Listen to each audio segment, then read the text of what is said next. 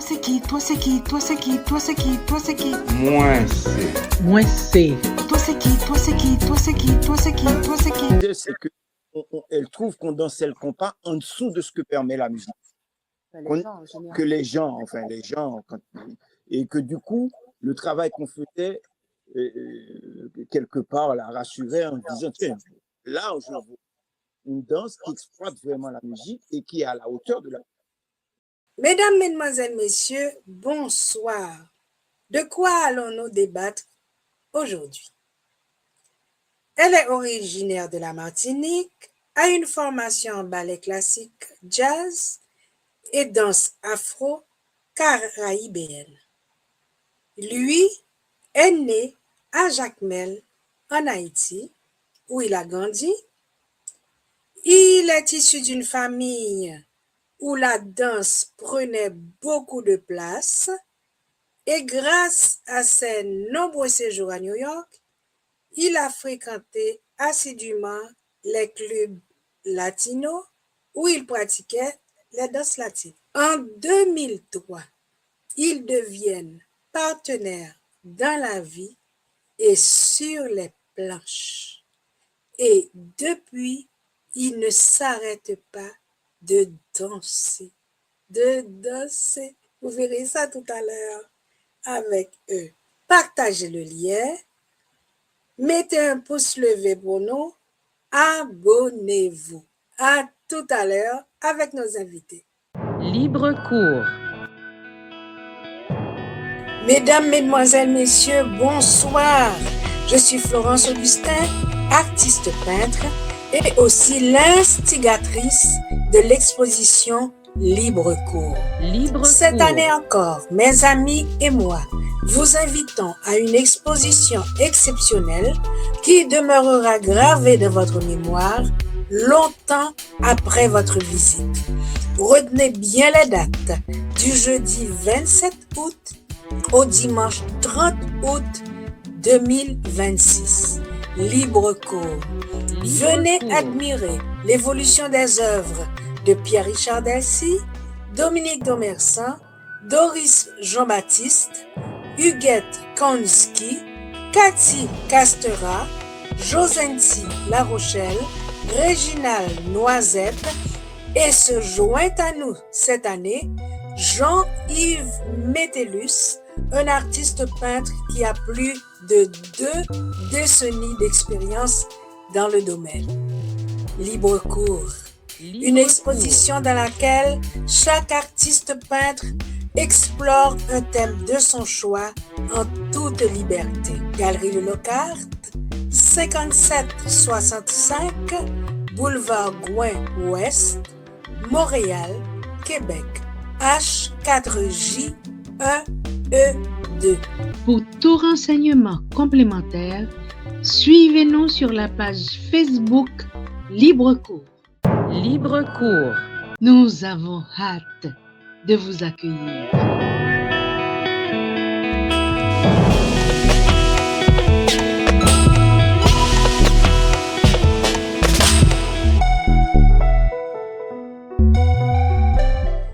Bonsoir, nos invités. Alors, qui moun nou ye? Bonsoir Florence, moi c'est Gaëlle Jasmin, et danseuse professionnelle, professeure, chorégraphe dans danse sociale et afro-caribéenne, latino-américaine depuis, presque 30 ans. Ok. Et le monsieur? Moi, c'est Clifford Jasmin. Moi, c'est pareil, danseur professionnel, professeur de danse, spécialisé dans les danses afro-caribéennes, latino-américaines. Et depuis quelques années, depuis 2011, nous engageons, on travaille pour promouvoir la culture compas via sa danse. Et puis, nous sommes partenaires pour plus de danse, mais dans la vie tout. Merci pour cette belle présentation. Avant de commencer notre échange, nous allons écouter le proverbe que nous a préparé Bergman Fleury.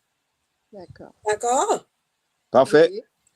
Femme c'est cajou. Proverbe haïtien, sagesse ak richesse. Les femmes sont comme la cajou. Proverbe haïtien, sagesse et richesse avec Bergman Fleury. Distribution www.sidika.com.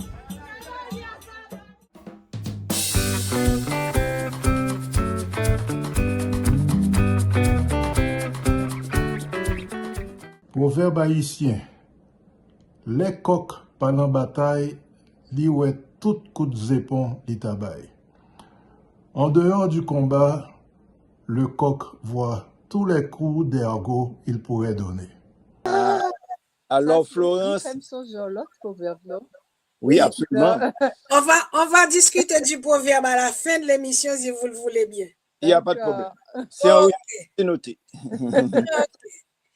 Maintenant, avant de continuer, Clifford, si tu le veux bien, nous allons prendre 1 minute en mémoire de ta mère, Ah, Michael Crane, Volontiers. Mamik, Madame Jacmel pour les Jacméliens et les Jacméliennes. tout à Une fait. femme qui a contribué à faire rayonner l'artisanat, surtout à Jacmel, et qui préparait des spectacles de danse dans certaines écoles, qui a dirigé la troupe de danse Oxygène, ce qui leur a valu le fait de représenter Haïti à l'international. Nous n'oublierons jamais ta mère. Donc, nous prenons une petite minute en sa mémoire.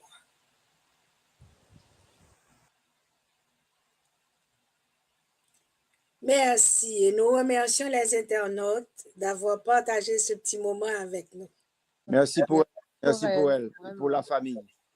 Ça nous touche. Gaël et Clifford, on vous voit sur presque tous les réseaux sociaux. OK? Et qu'est-ce que le compas direct représente pour vous? Alors, c'est une longue histoire. En fait, effectivement, on est présent sur pratiquement tous les réseaux sociaux. Pas assez, selon certains qui souhaiteraient nous voir plus souvent, mais on fait ce qu'on peut avec les moyens du bord. Maintenant, par rapport au compas, c'est notre enfance. En fait. J'ai grandi avec le compas depuis petit, quand on allait dans les kermesses, les fêtes de salon, quand il y avait une communion, quand il y avait le compas partout, dans les radios, etc. Donc, ça a été quelque part mon environnement musical à bercer. Et donc, ça représente beaucoup pour moi. Et je pense que pour tout Haïtien, et Gaël le dira tout à l'heure, pour les Antillais aussi, et notamment la Guadeloupe, la Martinique, je pense que beaucoup de couples ont dû se former via le compas, à l'occasion d'un bal, d'une fête, d'une kermesse, etc. C'est un trait culturel qui rythme le quotidien de l'Haïtien. Et depuis maintenant 70 ans, on va sur les 71 ans du compas. Là. En juillet prochain, ça sera les 71 ans du compas. Et donc, je pense que c'est vraiment un pan de la vie haïtienne absolument important. Et on n'a pas été épargné. En tant qu'Haïtien, j'ai grandi avec ça. Et Gaël, quelque part aussi. Pareil.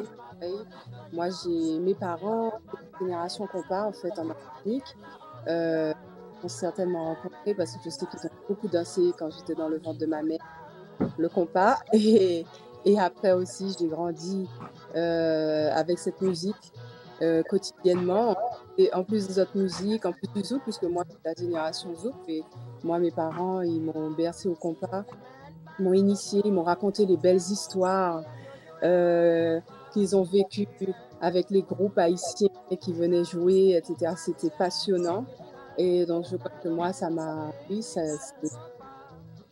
me berce, en fait. Et donc, je pense que c'est pas un hasard qu'avec Clifford, on se soit embarqué en fait, dans ce mouvement qu'on a créé, la danse compas, parce que bon, ça fait partie de nous depuis toujours en fait finalement. Absolument. Et ça continue de plus belle. Hein. Aujourd'hui, le compas est dans nos églises, partout, même dans des lieux inattendus, comme effectivement une église, etc. On a du son compas. Et on pleure avec le compas lors des enterrements, quand on doit dire nos adieux, faire nos adieux à un proche.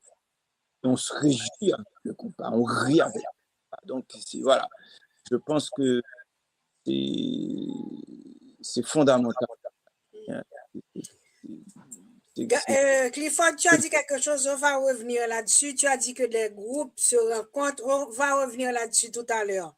Maintenant, comment l'idée de donner des cours de compas vous est venue? Parce que tous les Haïtiens dansaient le compas dans leur salon, naturellement. Comment l'idée de donner des cours de danse compas vous est venue? En fait, on a eu le déclic en 2011. Parce qu'avec Gaël, j'ai vécu pendant quelques années à Paris, beaucoup d'années, on tenait une école de danse spécialisée dans les danses afro-caribéennes, latino-américaines, salsa, bachata, etc. Et cha-cha-cha, et toutes ces danses-là.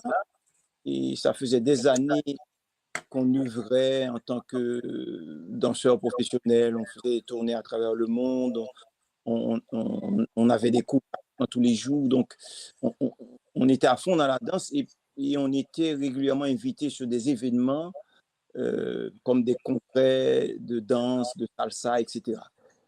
Et cette fois-là, c'était dans le Midi de la danse, Cannes plus précisément, on était invité sur un congrès, le festival de salsa, pour à la fois proposer un spectacle, mais aussi enseigner. Et parmi d'autres professionnels du secteur, du milieu. Et le dernier jour du congrès, c'est dimanche.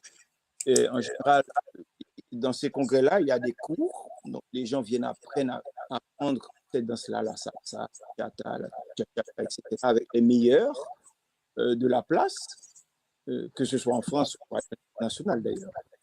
Et puis, on a des spectacles de soir. Et puis, on clôture avec une soirée dans sociale. Que les gens puissent, à un moment donné, s'arrêter aussi.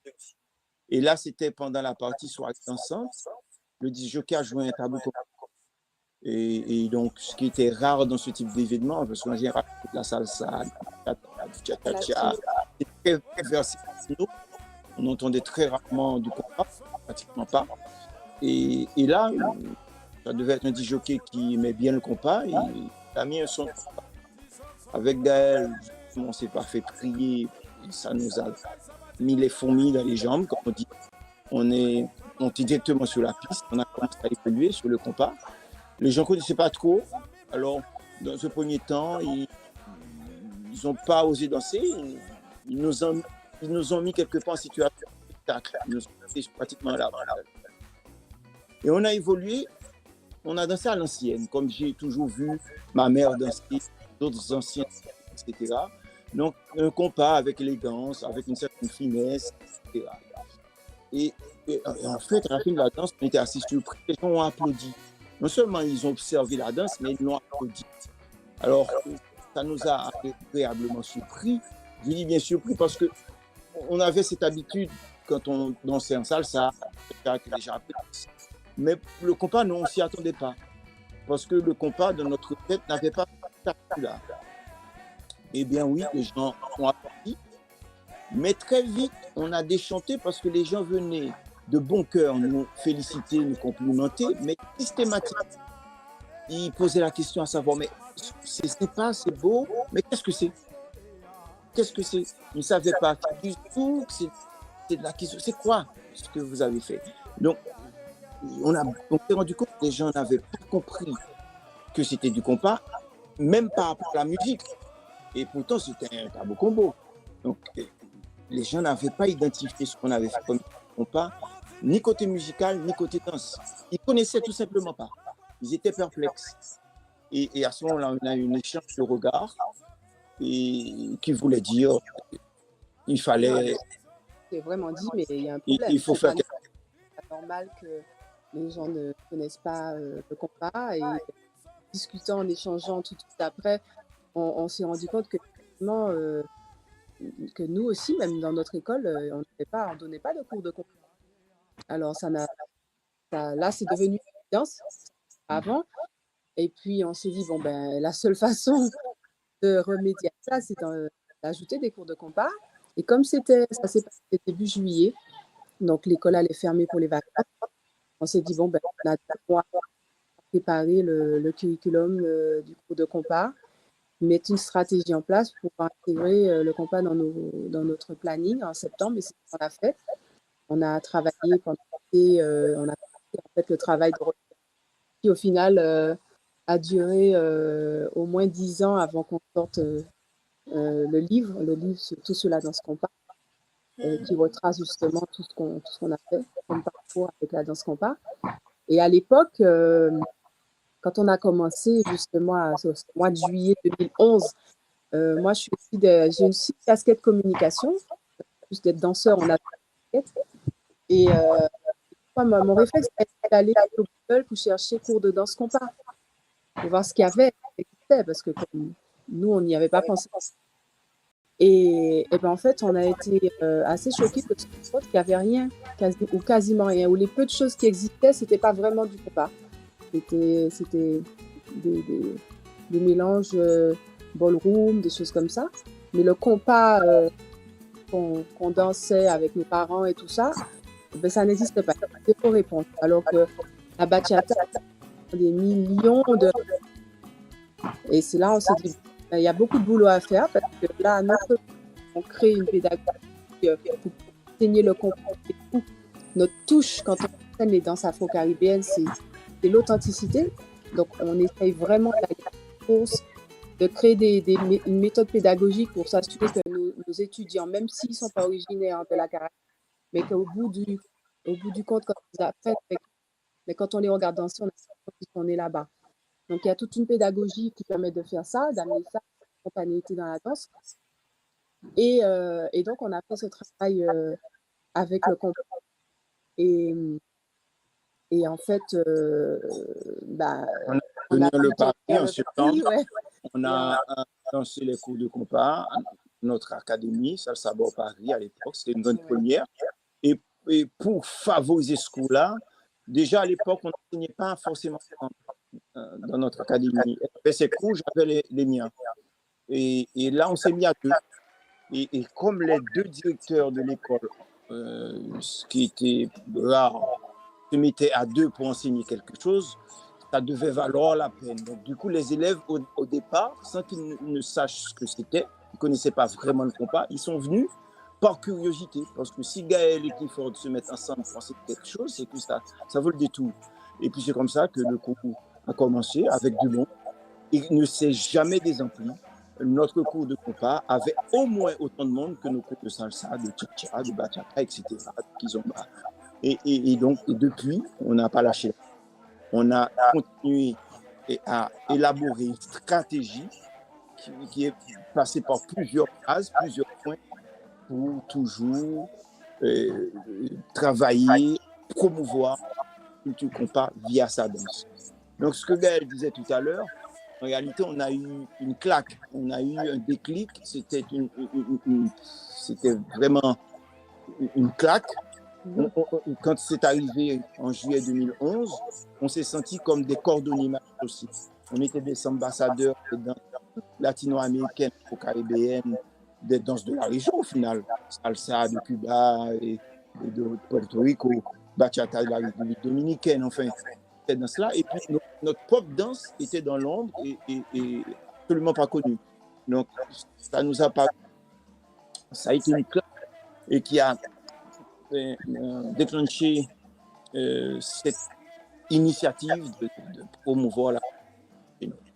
D'ailleurs, Mick nous a beaucoup aidé au départ. La première personne quand on est à Paris au festival, il nous a dit avec plaisir, je vous aiderai. Je me souviens très bien. Une fois, on s'était rencontrés à Miami. Elle nous a consacré toute une journée et pour à la fois nous parler du compas, mais aussi évoquer des pas qu'on perdait, qui se perdaient dans le compas, qui se faisaient au début du compas qu'on ne fait plus, etc. Donc, elle a été une source d'inspiration, mais une source d'information. Ma prochaine question, justement, concerne les pas. On a l'impression, quand on vous regarde danser, que vous imposez des pas de bachata, des pas de cha-cha-cha, des pas de salsa au compas. Est-ce qu'au départ, le compas avait ces pas de base? Alors, évidemment, on a fait un travail d'enrichissement du compas. On a fait un double travail. Un travail de codification et un travail d'enrichissement. Comme les autres danses, hein, toutes les danses sont passées par cette phase d'enrichissement, de codification. Qu'on considère le tango, la salsa, le cha-cha-cha, ces danses-là n'étaient pas au démarrage comme elles sont aujourd'hui. C'est des danses qui ont connu des évolutions diverses et à partir de différentes rencontres, recherches, etc. On a fait la même chose, mais on a privilégié, pour enrichir le compas, d'aller puiser dans le folklore haïtien, dans l'afro-haïtien, ce que la salsa a fait avec l'afro-cubain, surtout la salsa moderne. Et la salsa moderne, de plus en plus, va puiser dans l'afro-cubain pour s'enrichir. On a fait la même chose avec le compas. C'est pour ça que dans l'offre qu'on fait de la danse compas, on peut trouver des pas Ibo, Congo, Yanvalou, etc.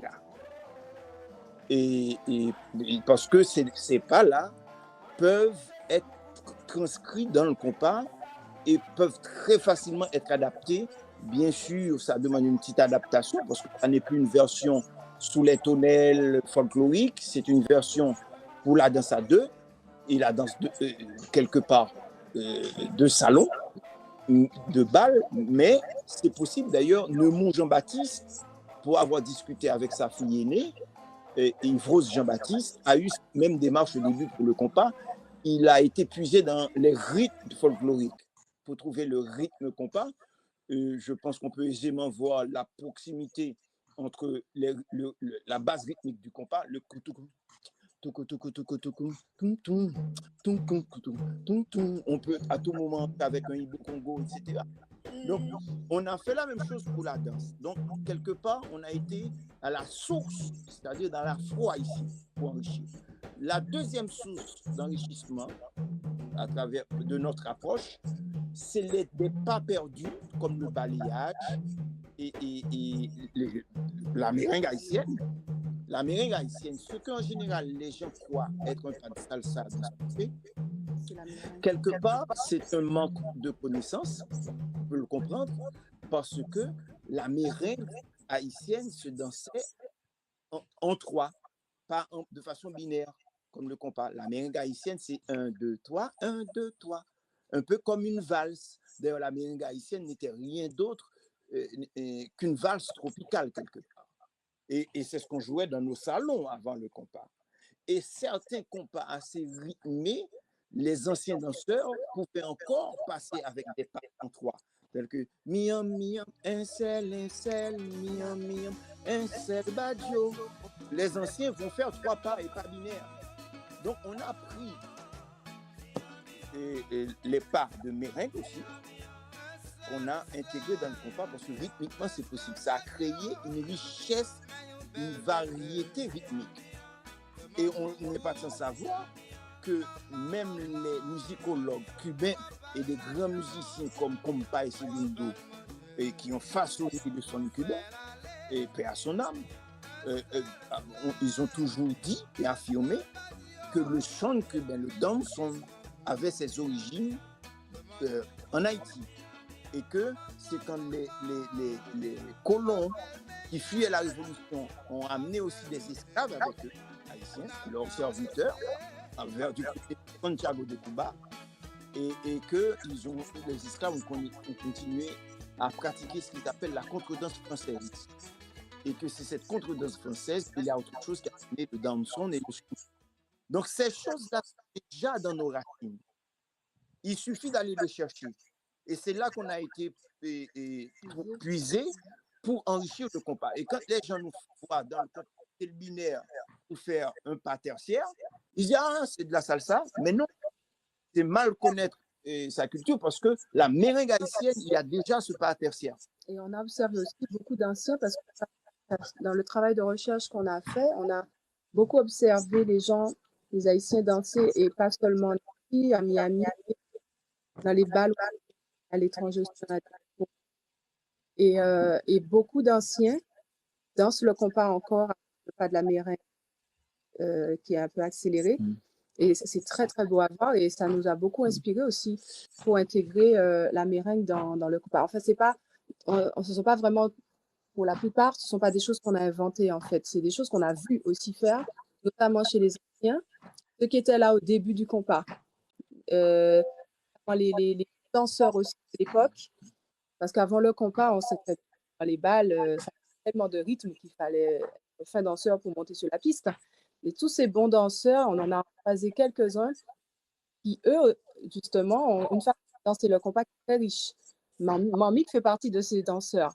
Quand Mamik dansait un compas, il fallait s'asseoir et l'admirer. C'était à regarder tellement des influences des autres danseurs qu'elle intégrait dans le compas. On a vu d'autres danseurs, on me rappelle, on avait vu des couples comme ça, et anciens qui avaient une danse quand ils dansaient et qui variaient énormément. Et c'est ce compas-là, ce compas élégant, riche, c'est ce compas qui nous a inspirés. Et c'est par là qu'on a aussi enrichi notre approche. L'autre manière, l'autre voie par laquelle on est passé pour enrichir le vocabulaire du compas, c'est les pas issus du génie populaire, des pas qui sortent comme ça d'une année à l'autre dans la population, tels que le gaïpaï, qui a été très à la mode il y a quelques 10, 15, 20 ans de cela, mais le lalose aussi, etc., le balayage. Donc, on a été prendre aussi dans ces pas que le peuple sort comme ça, la population sort spontanément. Et on aime dire que c'est du génie populaire, pour emprunter les mots de Malraux.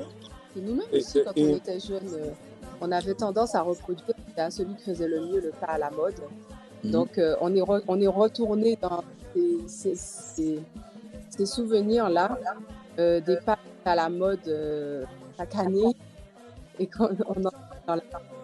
Donc, on a mis tout ça dans le curriculum. Pour résumer, oui, on a fait un travail d'enrichissement et pour rendre la danse plus, on va dire, plus attirante, moins monotone, mais cet enrichissement... aussi pour pouvoir exprimer les variations musicales. Parce que quand même, le compas est riche musicalement. Et on a elle est devenue une amie et qui est une chercheuse à King's College London qui faisait une recherche sur la théorisation du mouvement dans le compas. Dans le compas et qui nous avait contacté quand elle a vu notre et qui nous disait vraiment... Ça m'a rassuré. Ça l'a rassuré de trouver ce qu'on faisait parce qu'elle se demandait pourquoi le compas, parce qu'au fil des ans, le compas, la danse, c'est pas mal à pour. C'est résumé au carreau et certainement pas de tradition parce que quand on va comme les enfants, je pense il y a une quelque part. Et donc, elle nous a dit, ben là, effectivement, quand elle écoute et quand elle regarde, elle trouvait qu'il y avait un message entre les deux. Elle se demandait s'il n'y avait pas une autre pensée, le compas qui était... Et en gros... les danseurs aussi de l'époque, parce qu'avant le compas, on s'était dans les balles, ça avait tellement de rythme qu'il fallait être fin danseur pour monter sur la piste. Et tous ces bons danseurs, on en a croisé quelques-uns qui, eux, justement, une fois qu'ils dansé le compas, très riche. Mamik fait partie de ces danseurs. Quand Mamik dansait un compas, il fallait s'asseoir et l'admirer. C'était à regarder tellement des influences des autres danses anciennes qu'elle intégrait dans le compas. On a vu d'autres, on me rappelle, on avait vu des couples comme ça, et anciens qui avaient une danse quand ils dansaient et qui variaient énormément. Et c'est ce compas-là, ce compas élégant, riche, c'est ce compas qui nous a inspirés. Et c'est par là qu'on a aussi enrichi notre approche. L'autre manière, l'autre voie par laquelle on est passé pour enrichir le vocabulaire du compas, c'était les pas issus du génie populaire, des pas qui sortent comme ça d'une année à l'autre dans la population, tels que le gaïpaï, qui a été très à la mode il y a quelques 10, 15, 20 ans de cela, mais le lalose aussi, etc., le balayage. Donc, on a été prendre aussi dans ces pas que le peuple sort comme ça, la population sort spontanément. Et on aime dire que c'est du génie populaire, pour emprunter les mots de Malraux. Et nous-mêmes aussi, quand on était jeunes, on avait tendance à reproduire à celui qui faisait le mieux le pas à la mode. Donc, on est retourné dans ces souvenirs-là, des pas à la mode chaque année, et qu'on en dans la... Donc, on a mis tout ça dans le curriculum. Pour résumer, oui, on a fait un travail d'enrichissement et pour rendre la danse plus, on va dire, plus attirante, moins monotone, mais cet enrichissement... aussi pour pouvoir exprimer les variations musicales. Parce que quand même, le compas est riche musicalement. Et on a elle est devenue une amie et qui est une chercheuse à King's College London qui faisait une recherche sur la théorisation du mouvement dans le compas. Et qui nous avait contacté quand elle a vu notre et qui nous disait vraiment... Ça m'a rassuré. Ça l'a rassuré de trouver ce qu'on faisait parce qu'elle se demandait pourquoi le compas, parce qu'au fil des ans, le compas, la danse, c'est pas mal à pour c'est résumé au carreau et certainement pas de transmission parce que quand on va comme les enfants, je pense il y a une quelque part. Et donc, elle nous a dit, ben là, effectivement, quand elle écoute et quand elle regarde, elle trouvait qu'il y avait un message entre les deux. Elle se demandait s'il n'y avait pas une autre pensée, le compas qui était... Et en gros, ce qu'elle disait, c'est qu'elle trouve qu'on dansait le compas en dessous de ce que permet la musique. Les gens, et que du coup, le travail qu'on faisait, quelque part, la rassurait en disant, tiens, là, je vois une danse qui exploite vraiment la musique et qui est à la hauteur de la musique. Et ce qui est vrai.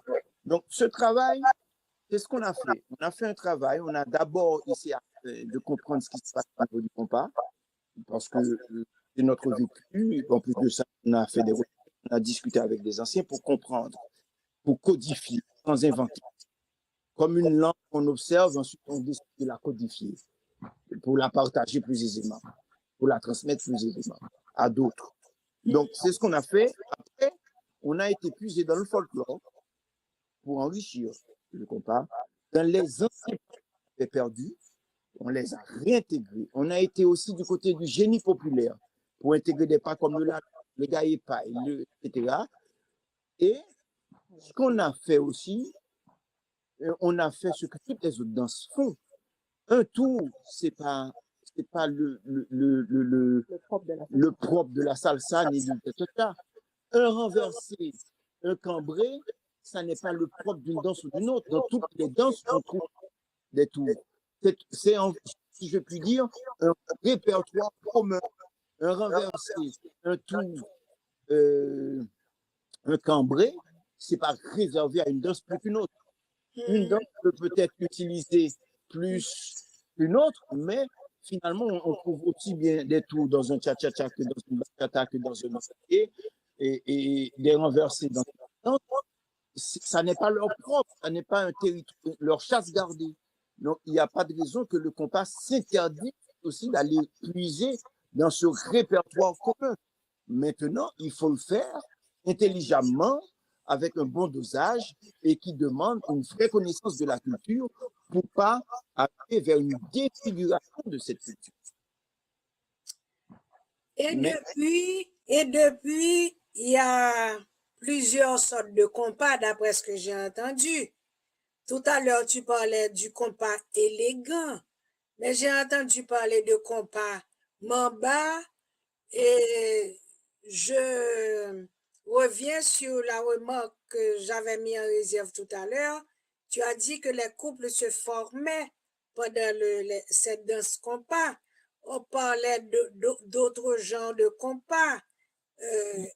Est-ce que le compas est là pour attirer les couples? Alors, Toutes les danses sociales ont cette part de socialisation, c'est-à-dire la danse qui permet de rencontrer l'autre sans forcément le connaître d'avance, peut-être échanger un bon moment sans forcément le connaître d'avance. Alors, pour reprendre les mots de Desproges disait quelque part à juste titre que la danse à deux, c'est l'expression à la verticale d'un désir horizontal. Bon, il schématisait un petit peu, mais c'est une façon de dire qu'il y a toujours ce potentiel dans les danses à deux, de couple ou social, de rencontre, de symbiose, d'intimité. Il y a toujours cette possibilité-là. C'est vrai que le compas est particulièrement une danse sensuelle. Ça l'a toujours été. Et on peut noter dans le compas un aspect qui est fort, c'est la gouillade. La gouillade, c'est une réalité dans le compas. Et elle a toujours existé dans le compas. Maintenant, avec Gaël, depuis le début, on s'inscrit en faux par rapport à tous ceux et celles qui essayent de réduire le compas à la gouillade et de faire croire que compas, c'est synonyme gouillade et point barre. Ça n'est pas vrai, ça n'a jamais été comme ça. Le compas a effectivement une portée qui peut être sensuelle, voire sexuelle, mais ça ne résume pas le compas. C'est une option dans le compas, mais ça n'a jamais été le compas et ça n'a jamais été la définition intégrale du compas. Là, pour preuve, quand on sortait danser, quand on sort encore danser, moi j'ai appris le compas avec ma mère, parce que c'est quelqu'un qui nous emmenait sortir et danser, etc. J'ai beaucoup dansé avec ma mère. Évidemment que je bouillais pas sur elle. J'ai beaucoup dansé avec mes sœurs. Évidemment que je bouillais pas sur elle. Avec des cousines, des amis, je bouillais pas sur elle. Pourtant, je dansais bien le compas. Donc, c'est pour montrer que c'est absurde de présenter le compas comme étant exclusivement de la danse. Ça n'est pas vrai. La gouillade fait partie du compas. La gouillade peut avoir un sens dans le compas. C'est une option, mais ça ne résume pas le compas. Donc oui, il y a différents styles. Dans le temps, je coupais Cloué appelait son compas mamba, System Ben c'est compas Machiavel, mais c'était une façon de dire que je fais un compas original. Mais ça n'allait pas plus loin que ça. Mais au final, il y a un dénominateur rythmique et harmonique qui définit le compas. Qui fait que quand on écoute System Ben Skacha, Tabou Combo, et c'est ça qui fait aussi la richesse du compas, même si c'était pas exactement le même son, ils avaient chacun leur empreinte, leur touche, mais on reconnaissait la musique compas. C'est qu'il y a un dénominateur commun. Donc, pour faire le parallèle avec la danse, idem, on peut avoir différentes touches de la danse compas, mais il y a une base commune, un noyau commun, et c'est ce qu'on a mis en évidence dans notre pédagogie et dans notre codification. Et puis, par contre, on a toujours dit, attention, gouiller, c'est dans le compas. D'ailleurs, dans notre pédagogie, il y a des pas dédiés à la gouillade, au cholestéré, au plogué, mais ça n'a jamais défini intégralement le compas. Le compas, c'est bien plus que la simple gouillade. Et c'est vrai qu'il y a une tendance aujourd'hui, tout au niveau de la jeune génération, à présenter que la gouillade comme la figure du compas. Et là-dessus, avec Gaël, on a notre avis. Je pense que, et ce qui arrive souvent, hein, on est en train, quelque part, de nous d'entrer dans la culture que les gens ont eu du compas. On se moule dedans. Vous savez, c'est comme les jeunes de banlieue. À un moment donné, les films Hollywood, etc., tous les films ont tellement projeté une image sur eux, de mauvais garçons, etc.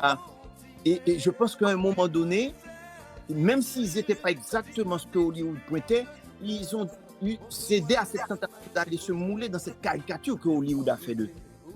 Et je pense qu'il se produit un petit peu la même chose avec le compas. C'est-à-dire la caricature qu'on pouvait avoir du compas comme étant de la pure brouillade. Ce que je vois qui circule sur les réseaux sociaux, c'est comme si les jeunes s'étaient moulés, finalement, ont pris le compas et ont accepté cette caricature et se sont moulés. Et pour justement répondre à cette caricature et correspondre. Et nous, on ne veut pas tomber dans ça parce qu'on pense que ça a pourri le compas. Cette caricature où, du coup, quand je vois les filles sont devenues des marionnettes brouillades. Je veux dire, dans souvent ce que je vois, la fille, c'est comme une figurine. Vous savez, les figurines, qu'on manipule et puis ça tourne pour montrer la valse ou le ballet classique. Eh bien, la même chose, si on faisait une figurine comme ça, qu'on tournait, et bien, ça serait pour montrer une fille en train de gouiller. Ça serait... Mais c'est une caricature, quelque part. Comme la figurine du ballet, c'est une caricature. Eh bien, on est en train de se mouler, d'entrer et d'essayer de correspondre à cette image que l'autre a envoyée de nous. Je me souviens, je regardais un humoriste qui justement avait un sketch sur les Antillais, les Haïtiens, je crois que c'était au Canada. Et à un moment donné, il a fait un clin d'œil au compas, mais c'était il y a peut-être 15 ans. Hein. Et pour faire comprendre le compas et caricaturer, il faisait la gouillade. Eh bien, quelque part, il y a une génération peut-être par manque de culture, par manque de constitution, parce que c'est une génération souvent dans la diaspora, c'est-à-dire des jeunes d'origine haïtienne qui ne sont pas nés en Haïti, mais qui sont de parents haïtiens. Parce qu'en Haïti, la gouillade n'est pas pratiquée comme je vois dans les images véhiculées par les jeunes de la diaspora. Et donc, ils sont moulés à cette image qu'ils ont reçue du compas. Et c'est ce qu'ils proposent au public, et je trouve que c'est dommage parce que ça ne fait qu'apporter le compas, et je suis convaincu que ça ne fera pas long feu. Heureusement qu'il y a d'autres discours qui montrent qu'il y a la gouillade, mais il n'y a pas que la gouillade. Parce qu'en Haïti, je suis désolé, la gouillade a un sens dans ça. Quand on se mettait à gouiller, à ploguer avec quelqu'un, plutôt une femme, un homme, ça avait un sens. C'était pas gratuit, ça voulait dire quelque chose. Soit tu as une touche, tu me plais, ça pourrait marcher entre nous, mais il y avait quand même le message, il y avait un intérêt physique, financier, mais quand on faisait pas ça gratuitement, on n'était pas dans une démarche de gouillade en tout lieu, en tout temps, en toutes circonstances, avec n'importe qui. Comme je vois maintenant, ça n'est pas vrai. D'ailleurs, quand on faisait les fêtes de salon, tu dansais chez les gens, des amis de la famille ou qui faisaient des fêtes, ils ne te permettaient pas d'aller gouiller dans leur salon. Et comme on disait, entre guillemets, tu respectais le salon des gens. Donc, nous rappelons aux internautes qui ne parlent pas créole que ça veut dire un déhanchement. Au fait, quand on parle de ça, on parle de déhanchement. Oui, le mouvement du bassin. Le mouvement du bassin. De brasser, comme on dit, c'est vrai. Oui, c'est ça. Contre l'autre. et puis de se frotter. Oui. Dans le compas, ce qui donne le plugger. Et de se frotter. Et là, je pense qu'il y a que je vois une utilisation abusive du compas qui donne une image, selon moi, réductrice du compas, comme si le compas c'était la gouillade. Point barre. Et ça n'est pas vrai, ça n'a jamais été ça. Gaël et Clifford, vous avez beaucoup contribué à ce que le compas soit inscrit sur la liste représentative du patrimoine culturel immatériel de l'humanité de l'UNESCO. Et le 10 décembre 2025, enfin, le compas est inscrit. Qu'est-ce que vous avez ressenti lors de cette déclaration? On était vraiment heureux, hein. Vraiment, ce jour-là, interview, et oui, on était très heureux d'être à mission accomplie, en fait. Parce que on a contribué avec, d'abord à la base, il y a eu Serge et Marie-Hélène Rosenthal et qui ont monté un groupe, une association. On n'était pas très nombreux, moins d'une dizaine, avec Jean-Pierre. Oui. Et pour obtenir la pour reconnaissance nationale déjà. Travailler sur la reconnaissance nationale qu'on a obtenue assez rapidement. Et ensuite, on s'est dit, il faut qu'on aille vers la reconnaissance internationale. Et puis, on a commencé à enlever le dossier par nos propres moyens. Et puis, bon, la preuve, on a tenté, effectivement, c'est assez solide. Il fallait retourner travailler. Et c'est à ce moment-là que la démarche a été faite auprès de l'UNESCO et le ministère qui ont créé de leur côté un comité dont on a fait partie, mais élargi avec de nombreux artistes, acteurs nombreux genres de la société, enfin déjà du secteur musical artistique, mais aussi de la société civile. Et c'est effectivement cette démarche qui a pris à la reconnaissance en décembre 2025. Et c'est vrai que nous, je pense que c'était la continuité du travail qu'on avait fait en 2011. Donc, là où nous, on est très heureux, c'est que cette fois-ci, c'est vrai que pendant de nombreuses années, elles n'ont pas marché un peu sur les jambes, c'était la musique seulement. On n'a pas vendu la danse. Et depuis qu'on a commencé ce travail, je pense qu'on a quand même beaucoup impulsé le mouvement pour la danse. Et là, on est encore plus heureux, c'est que la reconnaissance s'est faite en prenant en compte les deux aspects du compas, à savoir la musique et la danse. Et ça, c'était vraiment important pour nous que ça se fasse avec les deux aspects musique et danse, parce qu'on est persuadé que le compas, qui est une musique dansante, tout comme la bachata,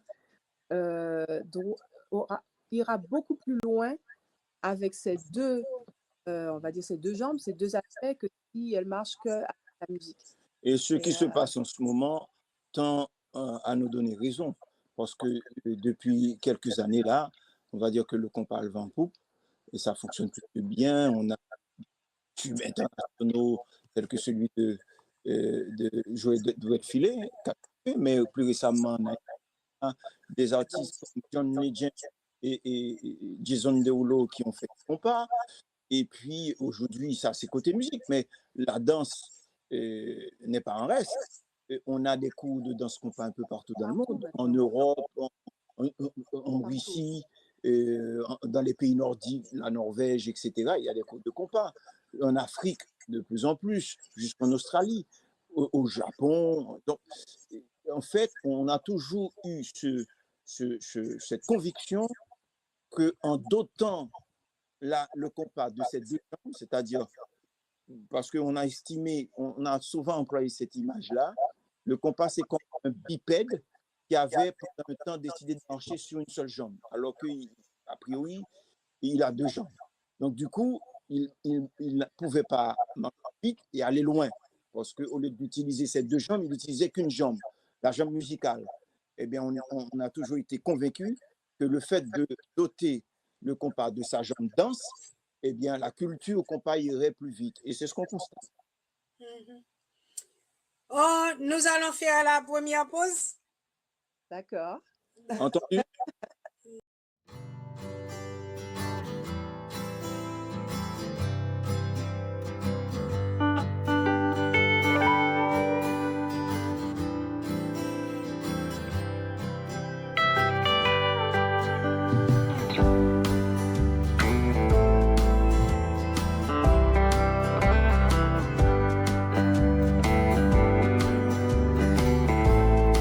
Nous sommes des gens passionnés des beautés que la nature nous offre, des parfums, des couleurs et de la splendeur des éléments avec lesquels nous travaillons au quotidien. Pour vos commandes en ligne, atelierfloral@videotron.ca ou encore www.suzannesavard.com. Par téléphone 450 505 6650 avec votre fleuriste Michel Castera.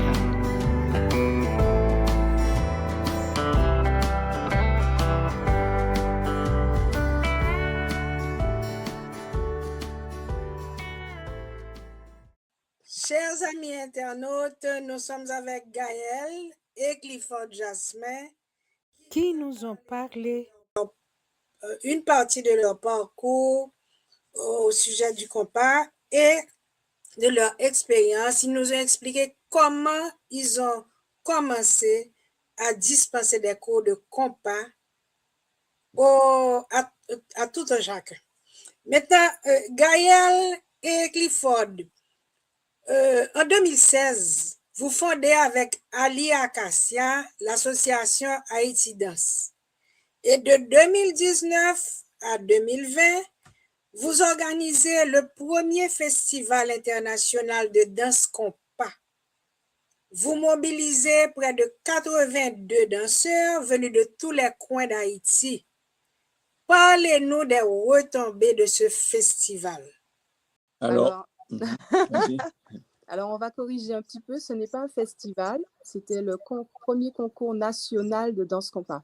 le KDC. Le KDC. En fait, en 2016, effectivement, on a créé cette association avec Ali Acacia. Qui a été un moment fort. C'est un moment fort, mais c'était dans le but d'organiser d'abord un festival international de compas au Décameron, qu'on a fait en 2016. Et on a été rejoint Claude Bernard Célestin. On est 4 en fait.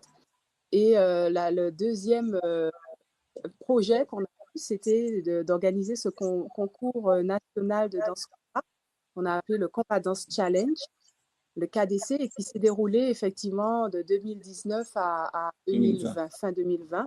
Alors, c'était dans une période tumultueuse. Je ne sais pas si vous vous souvenez de cette époque. Il y a eu les galons jaunes, il y a eu plein de manifestations. Et le Covid aussi. Oui. Donc, ça a été quelque chose qui devait normalement durer 6 mois, qui a duré 2 ans, parce qu'on a vraiment tenu à aller jusqu'au bout de cette première édition, dans le but de faire un événement pérenne. Et ça a été un succès. On a beaucoup travaillé. Ça a été un succès parce qu'on a eu 82 danseurs, même un peu plus de 80 danseurs, qui sont venus de tous les coins du pays, tous les départements étaient représentés. Ils ont même fait le danger pour venir à Port-au-Prince. Et ça a été une expérience extraordinaire. Ces danseurs, pendant le KDC, ils n'ont pas seulement appris pour. Ça a été un moment d'échange, déjà de formation. Un moment de formation. On leur a transmis aussi beaucoup de ce qu'on a fait, et trouvé aussi dans nos recherches. Donc, on a fait un échange de savoir avec eux. Et puis, ça les a mis dans une situation aussi de création, qui a été vraiment quelque chose d'extraordinaire aussi. On a eu des créations chorégraphiques très intéressantes. Le compas, on va dire pour la première fois, s'est retrouvé sur scène. En fait, nous, on avait déjà fait cette expérience à 2, mais je veux dire à travers les danseurs. Voilà, ils se sont lancés dans des créations chorégraphiques. Et donc, ça a été vraiment une expérience très enrichissante. Et les retombées, c'est effectivement au niveau des danseurs eux-mêmes. Eux-mêmes ont témoigné que c'était une expérience unique qu'ils ont vécue. Et même au niveau identitaire, ils se sont renforcés. Et ça, on l'a vu, on l'a vraiment expérimenté avec eux. Et puis, je pense qu'on a gagné notre pari principal, qui était le suivant. Parce que jusque-là, le jeune haïtien qui pratiquait les danses sociales, parce que c'est ce qu'on lui avait proposé, pour une raison ou une autre, il a compris, il a cru. Il pensait qu'il pouvait être créatif en faisant de la salsa, du cha-cha-cha, de la valse, du rock-and-roll. Mais il n'envisageait pas, même pas de pouvoir l'être en faisant du compas, la danse de chez lui, sa propre danse. Il pensait que ce n'était pas envisageable, ce n'était pas possible. Donc, il n'osait même pas. Et je pense qu'en organisant ce concours, justement, ils ont compris que c'était possible. On a rendu possible ce qui n'était pas envisageable pour eux. Et c'est un grand pas. Et aujourd'hui encore, on a régulièrement des concours de danse compas dans différentes régions du pays. Récemment, on en a eu. Et alors que avant le KPT, les jeunes n'auraient jamais imaginé pouvoir s'exprimer et être créatifs. Ils pensaient le faire d'autres danses. Et c'est ce que je dis souvent, c'est une lacune qu'il fallait réparer en termes de renforcement identitaire, parce que quand on va vers d'autres cultures au détriment de sa propre culture, c'est ce que j'appelle l'aliénation culturelle. On s'aliène culturellement. C'est-à-dire on méprise ce qu'on a pour préférer ce qui vient d'ailleurs. Par contre, quand on apprécie ce qu'on a et qu'on valorise ce qu'on a, ce qu'on est, et puis en plus de ça, on va voir ailleurs, ça c'est l'ouverture d'esprit. Donc je pense que notre combat, c'est de mettre nos jeunes en situation d'ouverture d'esprit et non d'aliénation culturelle, comme je pense que c'est un cas. Et c'est vrai que du coup, nombreux d'entre eux ont fait l'école dans leur région, ont continué à créer dans le compas et à faire comment dire, des petits, donc à former d'autres jeunes. Et ça a aussi suscité l'intérêt de d'autres qui n'avaient même pas au concours, qui regardaient de loin un petit peu, à rentrer dans le compas, intégrer le compas dans leur curriculum. Et c'était l'objectif numéro 1 qu'on voulait atteindre. Donc, c'était vraiment sans compter que l'émission, le concours lui-même a eu un suivi parce qu'il était diffusé télévision et que le pays était vraiment c'était difficile, on était cloîtrés à la maison. Ben, les émissions passaient et avec intérêt le concours. Et en fait, ce que je disais tout à l'heure, c'est que tous ces événements-là entrent dans une stratégie de promotion de la culture compas via sa danse et qu'on a débuté en 2011 en ouvrant nos cours déjà à Paris, notre académie à Paris. On a continué en Floride. On a commencé des cours de compas en Floride et dans des ballrooms connus et reconnus de Floride où il y avait jamais de compas comme dans au planning. On a aussi introduit le compas dans les universités en Floride. Et FIU, UM, des cours de danse compas. Et donc, on a lancé cette dynamique. Et quand on est arrivé en Haïti, on a continué. Et quand on a eu cette création d'association danse avec Ali, on a continué avec cet événement-là, le festival de danse compas au Décameron, qui ouvrait ses portes. Ça faisait pas longtemps. C'était le premier week-end où ils étaient beaucoup comme sold out. On a fait un bel événement. On a continué sur le KDC, qui est un autre moment fort, un concours national de danse compas. Ensuite, on s'est arrêté là. On a publié, Gaël et moi, notre coffret, tout sur le compas, un livre illustré qui raconte le compas, l'histoire, la musique, la danse, etc., avec des contributions précieuses, telles que celle de Fonfantibot de Tabou Combo, de Terre Rosenthal, de Deschecheleux et bien d'autres. Jean-Pierre, etc., paix à son âme. Et en parallèle du livre, il y a aussi les vidéos de cours de danse. Donc, c'est autant de stratégies pour continuer à promouvoir, à vulgariser, divulguer la danse compas. Et donc là, on continue. Il y a encore des choses dans le tuyau, mais peut-être qu'on aura le temps d'en parler et tout à l'heure. Mais oui. Et du coup, quand vous vendez le compas comme ça, c'est aussi le pays que vous vendez. Oh oui, c'est la culture. D'ailleurs, on n'a jamais enseigné nos danses de façon froide, dans le sens où quand on enseigne la danse et sa culture, on enseigne une culture, parce que c'est un tout. On commence jamais notre danse avec de la danse, en fait. On commence toujours avec un peu d'histoire, un peu de musicalité. Et quand on enseigne un pas, on raconte l'histoire du pas, comment ça se campait, comment ça se dansait, où ça se dansait, enfin, qu'est-ce qu'il y a comme inspiration derrière ce pas. Donc, on enseigne la danse, mais la danse, c'est en fait un prétexte presque pour transmettre la culture et faire communiquer sur le lieu d'origine de cette danse. Non, c'est pas. Oui, c'est tout, quoi. Mais c'est package. C'est le bon mot. Ok, bon. Depuis vos débuts, depuis le début des cours à maintenant, ok, le début des cours, on rappelle aux internautes qu'au début de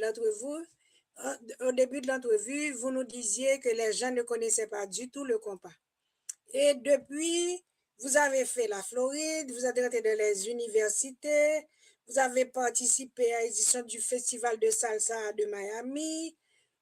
Enfin, tout à l'heure, Clifford nous disait combien de pays où vous dispensez les cours de compas, même en Russie. Est-ce que vous pensez qu'il y a même un film qui est apparu avec le compas, si je me souviens bien? Oui. Est-ce que vous pensez que les gens, enfin, je peux dire mondialement, ils connaissent le compas autant que la salsa, que le bachata et les autres danses latines? Alors, il y a eu effectivement un progrès énorme. Comme Gaël le rappelait tout à l'heure, quand on s'est lancé dans l'initiative, elle a été sur Google, elle a fait une recherche sur danse compas, elle n'a rien trouvé. Ça, c'était en 2001. Eh bien, maintenant, si on va sur Google, on tape danse compas sur Google, on a des milliers, des millions de réponses. Donc, c'est objectivement quelque chose qui témoigne d'une avancée énorme. Et d'après vous, vous avez contribué à ça? Ah oui, je pense, en toute modestie. En toute modestie. La modestie n'étant pas on ne va pas faire de la fausse modestie. On va pas dire ah non, mais non, etc. Je pense qu'on a vraiment une dynamique. Et puis, évidemment, d'autres ont pris le relais. Et puis c'est devenu un travail d'équipe, etc. Mais on a mis ça dans la tête des gens, que ça, c'était possible. En plus, c'est tangible. C'est que vraiment, en 2011, à taper les noms dans ce qu'on parle, il n'y avait rien. Il y avait zéro. Alors, comme je disais, fouillant, on a trouvé une vidéo d'un professeur à Miami, une vidéo d'un danseur en Haïti. Mais à l'époque, d'ailleurs, je ne connaissais pas à l'époque. Et en fait, pour nous, on s'est dit, c'est pas du compas, parce qu'en fait, il dansait du ballroom sur le compas. Avec notre regard à l'époque. Après, on a compris pourquoi c'était ça, parce qu'on a fait des recherches et on les a rencontrés ici. On a compris leur démarche. Mais à la base, nous, de Paris, regardez, on s'est dit, c'est pas du compas. On le danse en vidéo. Et c'est comme ça qu'on a d'ailleurs, en même temps qu'on faisait un travail de codification pour enseigner le compas à l'école, on a aussi fait une communication. Et je me rappelle, on a un vrai plan. Sur plusieurs années, on s'est dit, bon, il faut absolument qu'on fasse ça. Et dans les actions qui étaient vraiment prioritaires, c'était déjà créer une pédagogie. Deuxièmement, c'était faire des vidéos pour les poster sur les réseaux parce qu'il n'y avait vraiment rien. des vidéos de cours, des vidéos didactiques, des vidéos de danse, etc. Donc, c'est comme ça qu'on a enregistré, quand on est arrivé à Miami, peut-être 2 ans après, on a enregistré au Little Haiti Cultural Center avec Claude Morceau, Haïti TV, on a enregistré des vidéos de danse. On enseignait les pas qu'on avait sélectionnés et qu'on a mis gratuitement sur YouTube, sur notre chaîne YouTube. Et c'est comme ça qu'on a commencé à vraiment faire connaître le travail, parce qu'on a diffusé à la fois sur la télévision, dans le milieu, mais aussi sur les réseaux sociaux. Et les gens commençaient à voir. Et puis, c'est comme ça qu'on a rencontré aussi des groupes comme Kéotillard, et Jean-René Rainville, je crois, qui eux-mêmes avaient fait aussi des tentatives. Mais c'est des jeunes qui essayaient de faire des tentatives sur le compas. Et puis, on a échangé, on a collaboré, et ça leur a redonné en fait, l'énergie. En tout cas, là-dessus, il y a un point fondamental.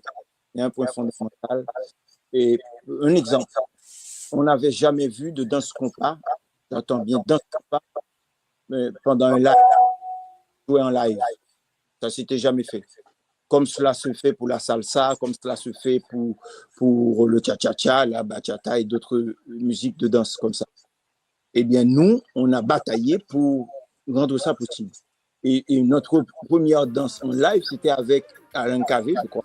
Oui, au Little Haiti Cultural Center. Il jouait en live, on est monté danser avec lui pour montrer à la fois la danse et la musique et la danse qu'il avait. Comme la salsa l'a toujours fait. Il a salsa des spectacles avec la Fania, des grands événements. Il y avait toujours des danseurs qui accompagnaient Célia Cruz, Tito Puente et tous ces groupes-là. Donc, ils ont eu cette intelligence de prendre le double visage de la culture. Donc, tu en as pour les oreilles à travers la musique, mais tu en as aussi pour les yeux. S'il ne te capte pas, l'autre va te capter. Et je pense que c'est pour ça que ces musiques dansantes ont mieux marché que le compas, alors que parfois elles sont plus jeunes. C'est des cultures musicales plus jeunes que le compas. Et la salsa, c'est les années 70. Hein. Et le compas, on parle de 55. Donc, et pourtant, on aurait cru pour l'inverse quand on sait le succès de la salsa. Mais je pense que la salsa a eu cette présence d'esprit de porter la double dimension de la culture et de vendre à la fois la musique et la danse, que le compas n'avait pas fait. Et nous, on a eu cette stratégie.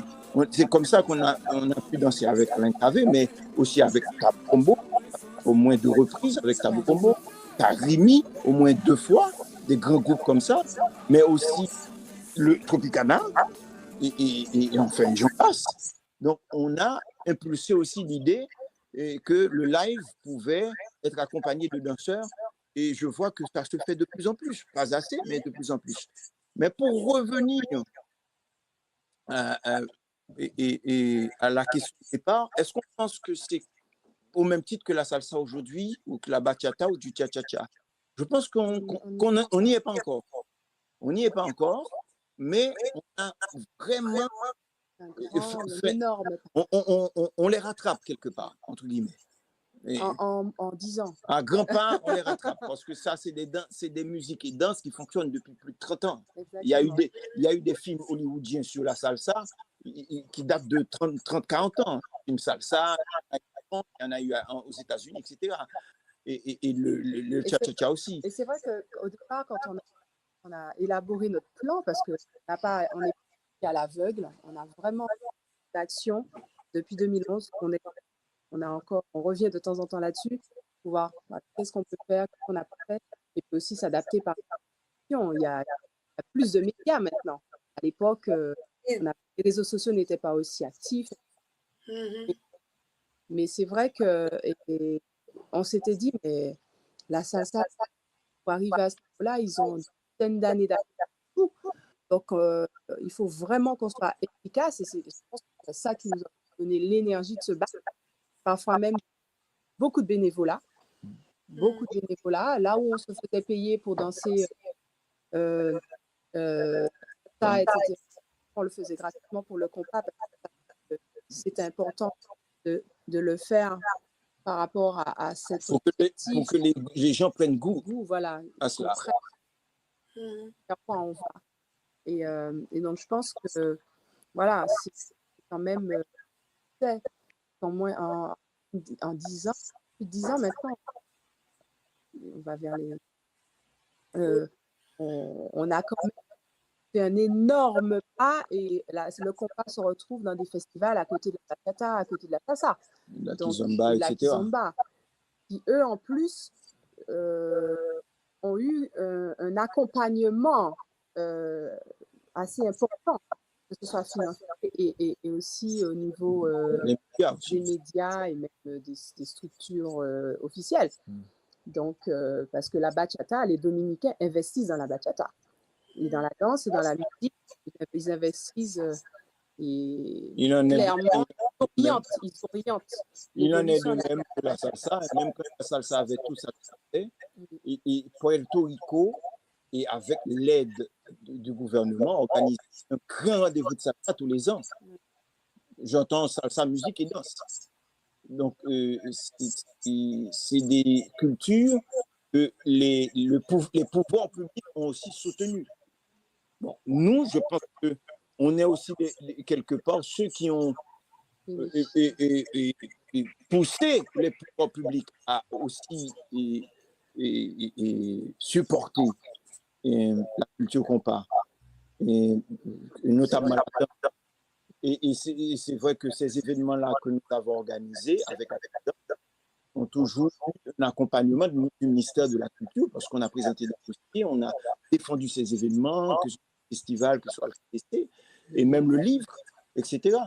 Et donc, je pense qu'on a aujourd'hui, je ne dirais pas qu'on a atteint le niveau de la salsa ou du tango en termes de notoriété, mais on avance à grands pas et il faut continuer.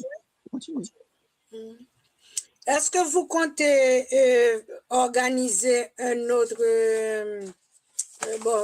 Gaël m'a dit de ne pas dire festival, mais un autre... Le concours, celui-là. Oui, un autre concours, oui. Différents. Ce sont deux produits différents. On espère que les deux vont, sont importants. Voilà, vont pouvoir être réitérés parce que, bon, évidemment, le pays est dans une situation difficile, donc c'est pas évident à organiser, mais c'est sûr que ce sont deux produits qui sont importants pour, on va dire, le tourisme culturel autour du compas et de sa danse. Et donc, nous, effectivement, on devait enchaîner sur une deuxième édition du Compas Dance Challenge et qu'on voulait itinérante. Une édition, on irait, la première édition, tout s'était fait à Port-au-Prince. C'était assez sympa. Les gens venaient à Port-au-Prince de partout. Et là, la deuxième édition, on voulait aller vers les gens, donc aller dans les régions et faire des présélections dans les régions. Évidemment, avec la situation qu'on connaît dans le pays, où les routes sont bloquées, c'est devenu impossible. Et donc, on a mis tout ça en bail, mais on ne désespère pas, parce qu'on pense que le pays ne va pas rester éternellement comme ça. Un jour, on pourra reprendre un projet qui a fait ses preuves quelque part, qui a été un franc succès, et culturel, médiatique, etc. Et de même pour le festival. J'espère qu'un jour, on va reprendre un festival de danse compas, une musique et danse compas, comme on l'a fait au Décameron en 2013 et comme cela se fait en République dominicaine avec la bachata, Cuba, avec la salsa. Et on devrait pouvoir faire la même chose. C'est vrai que la situation du pays aujourd'hui est un frein. Je vais vous dire jusqu'à quel point. On reçoit beaucoup de demandes de gens qui sont intéressés par le compas, par la danse compas, de compas. Et quand on se déplace à l'extérieur, soit pour un stage ou un cours, un événement, les gens sont friands, ils sont demandeurs. Ils ont très envie d'aller à la source du compas, de venir en Haïti. Comme ils voyagent pour aller à la source de la bachata en République dominicaine, à Cuba. Quand tu dis, excuse-moi, quand tu dis les gens, quelle ethnie, quelle nationalité? Des étrangers, les occidentaux, ou même des gens de la diaspora haïtienne, mais un peu partout. On a été sur une croisière compas la première il y a 2 ans, qui s'est fait sur la Méditerranée. Il y avait des milliers de gens qui participaient à cette croisière avec des invités pour des prestations de cours, de conférences, etc.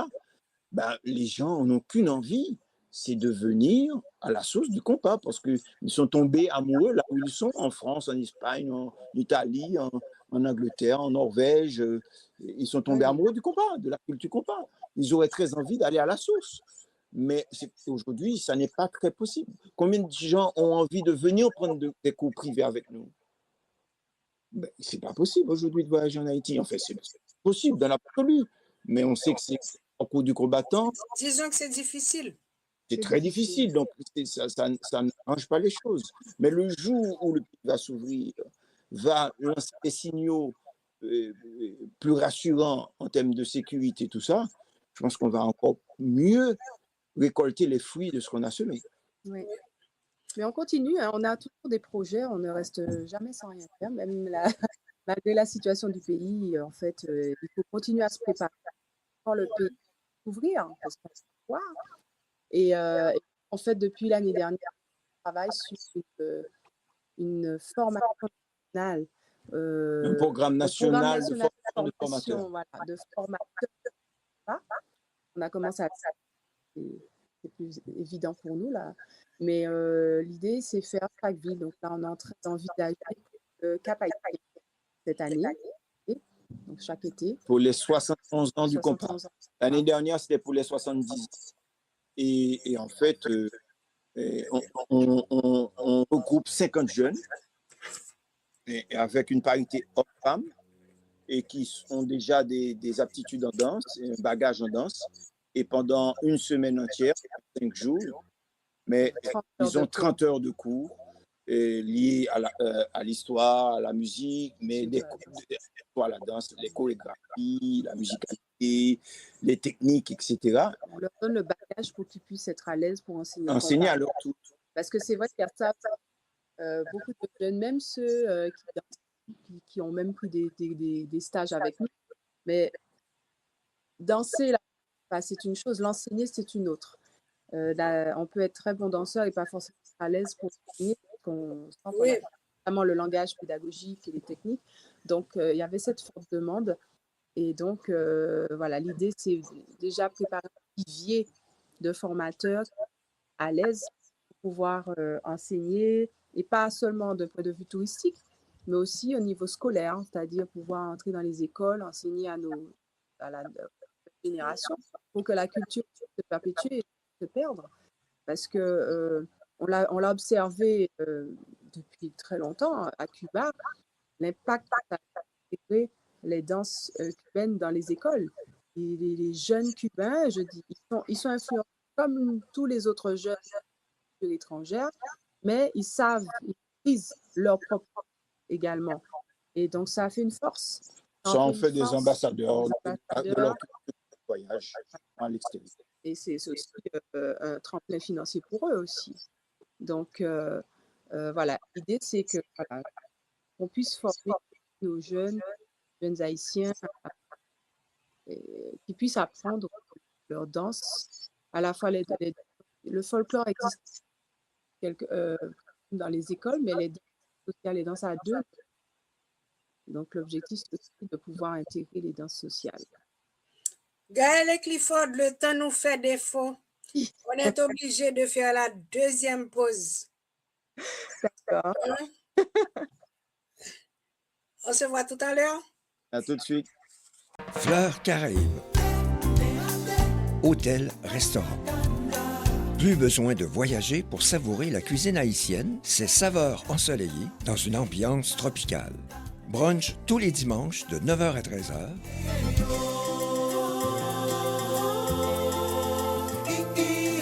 Salle disponible pour vos événements et réunions d'affaires. Fleurs Caraïbes est une expérience à vivre à Saint-Alexandre. Bon bagaille. Mesdames, Mesdemoiselles, Messieurs, nous sommes avec Gaël et Clifford Jasmin qui ont tellement à nous offrir au sujet du compas, au sujet de la danse et tout. Nous n'avons pas eu le temps de parler de leur expérience avec Catherine Dunham. Nous n'avons pas eu le temps de parler de leur participation aux Jeux mondiaux de 2013 à Cali. Nous nous sommes surtout fixés sur ce qu'ils avaient organisé en 2013, le concours qu'ils avaient organisé en 2013 En 2019. avec tout un groupe. Et en coulisses, nous étions justement en train de discuter. Nous nous disions que ce concours a quand même régénéré des... Il faut regarder les coulisses. Il y a le déplacement des danseurs, c'est un coût. Donc, le transport public en profite. Il y a les hôtels et les aménagements, ils en profitent. Il y a les costumes, donc les designers en profitent. Donc, c'est une idée extraordinaire que Gaël et Clifford ont eue avec Ali Acacia. Gaël et Clifford, quand vous avez ce genre d'événement, est-ce que vous avez des commanditaires? Ah oui, oui. En fait, ce type d'événement, c'est un budget assez colossal. Donc, on a vraiment cherché des sponsors et on a eu 2 sponsors à l'époque. C'était le ministère de la Culture, la Banque nationale de crédit, sans qui on n'aurait pas pu réaliser parce que, comme tu viens de le dire, c'est effectivement tout et c'est vrai que idéalement, dans un pays qui fonctionne, peut-être que les danseurs auraient pu financer une bonne partie, par exemple, de leur transport, hébergement et tout ça.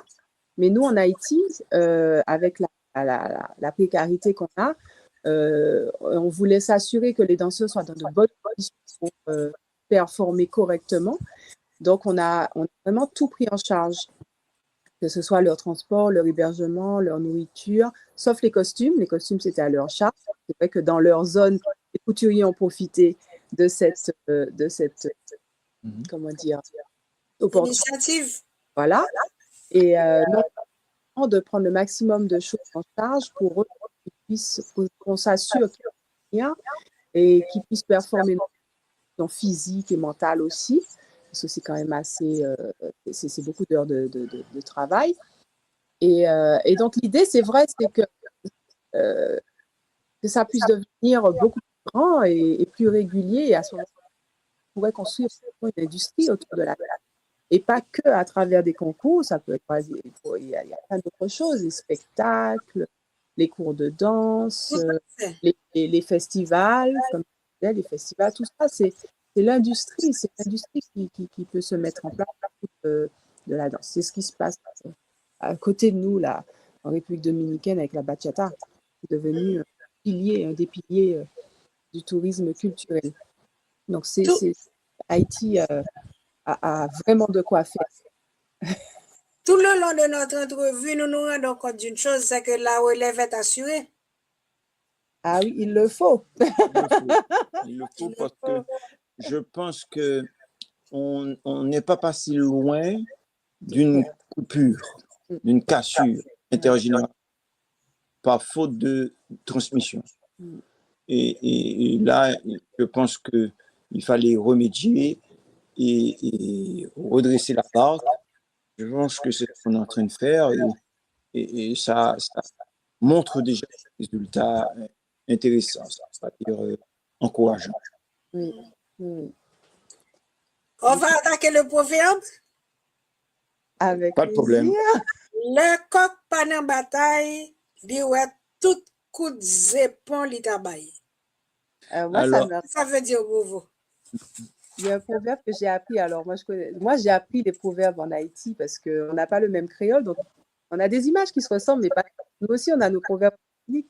Mais le proverbe, je ne sais pas si c'est bon, que je dirais qui pourrait être une très proche, c'est jouer des terrains, toujours comme ça, au taf. Est-ce que c'est ça? Clifford, qu'est-ce que tu penses de ce que Gaël a dit? Moi, je l'interprète dans le même sens. C'est-à-dire, en réalité, quand tu n'es pas dans le feu de l'action et que tu es juste observateur, tu bénéficies de ce recul qui te permet de voir l'idéal, de ce qui devrait être fait. Tu es dans le devrait être. Tu n'es pas dans l'être, dans ce qui doit être, ce qui est. Tu n'es pas dans le ce qui est, tu es dans le ce qui devrait être ou pourrait être.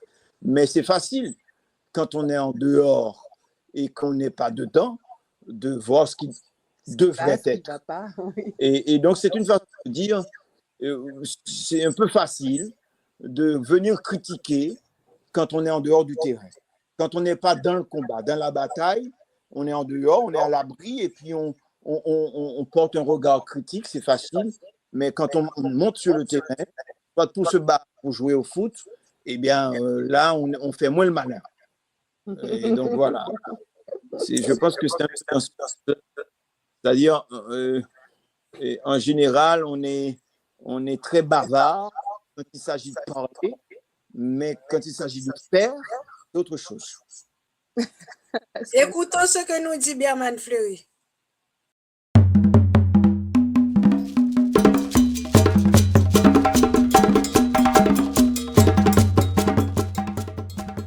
Les coqs pendant bataille, dit ouais tout coup de zépon il tabaye. En dehors du combat, le coq voit tous les coups d'ergot qu'il pourrait donner. Un proverbe haïtien pour dire que on peut toujours critiquer ce que font les autres tant qu'on n'est pas impliqué, mais c'est mieux de voir objectivement quelles sont les situations avant de critiquer les autres. Vous avez entendu la remarque de Berman, les explications de Berman. Et Clifford, tu as beaucoup parlé de terrain tout à l'heure. Parce que je vois que ça s'applique à vous. Hein? La critique est aisée, mais l'art difficile. C'est vrai. C'est ce que vous nous aviez expliqué et c'est ce que Berman a dit. Très bon. On va se laisser, malheureusement. On a tellement à dire, mais vous allez quand même nous donner, c'est pas votre email, ou s'il y a quelqu'un qui nous regarde, qui veut suivre un cours, comment elle fait? Eh ben, on a un site internet où on regroupe toutes nos informations, c'est compadance.com, KONPADANCE.com. KON comme KONPAN de nous. KONPDANCE.com. Donc là, il y a notre mail, il y a des formulaires de contact, et puis il y a le lien vers nos réseaux sociaux. Donc on est sur YouTube, sur Instagram, TikTok, Facebook. Donc ils peuvent nous contacter voilà, de différents moyens. Et puis on a aussi disponible sur le site notre livre en format e-book. Et puis on a les vidéos aussi d'apprentissage 4 niveaux. Initiation jusqu'à avancer, où les gens peuvent prendre des apprenants et apprendre en ligne avec nous. Il y a beaucoup de gens qui le font partout dans le monde. Donc, ce sont des vidéos très didactiques, hein, parce qu'on a fait ça pour différentes danses et on l'a fait pour le compas. On amène pas à pas les élèves à rentrer dans le compas de façon évolutive.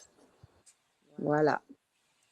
Eh bien, nous vous remercions pour ce moment que nous avons beaucoup appris sur le compas aujourd'hui.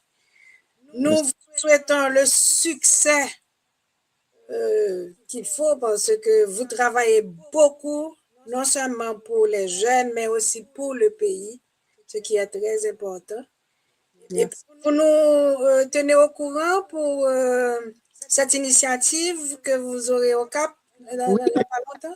Oui, avec plaisir. On espère peut-être faire une autre interview après. Et pourquoi pas? C'est tellement à dire. Comme nous avons dit aux internautes tout à l'heure, on a vraiment survolé vos expériences parce que vous en avez fait. Hein? Oui, on en a eu beaucoup et on aime beaucoup aussi les partager. Oui. Donc, voilà. Et que ça continue. Mais parce qu'il y a de l'argent pour nous, on voit que ça apporte des fruits. Alors, bravo, félicitations, continuez. Comment dit à Martinique? Pas Molly, Kembella, pas Molly. Molly, c'est Molia qui aide. Reprenons. C'est Kembe Red pas Molly, mais il y a une suite. C'est Molia qui raide. Oh, ok. Merci. À bientôt. Merci, Bella. C'était avec nous Gaël et Clifford Jasmin. Vous avez beaucoup appris ce soir avec eux. Nous vous invitons à visiter leur site. Vous en apprendrez davantage. Je vous laisse. Nous nous voyons samedi pour une nouvelle édition de l'émission Moi c'est. Toi c'est qui? Toi c'est qui? Toi c'est qui? Toi c'est qui? Toi c'est qui? Moi c'est. Moi c'est. Toi c'est qui? Toi c'est qui? Toi c'est qui? Toi c'est qui? Toi c'est qui? Moi c'est un artisan. Moi c'est un artiste. Moi c'est l'émission des artistes et artisans haïtiens qui passe tous les samedis soirs à 7h. Cette émission est animée par Florence Augustin.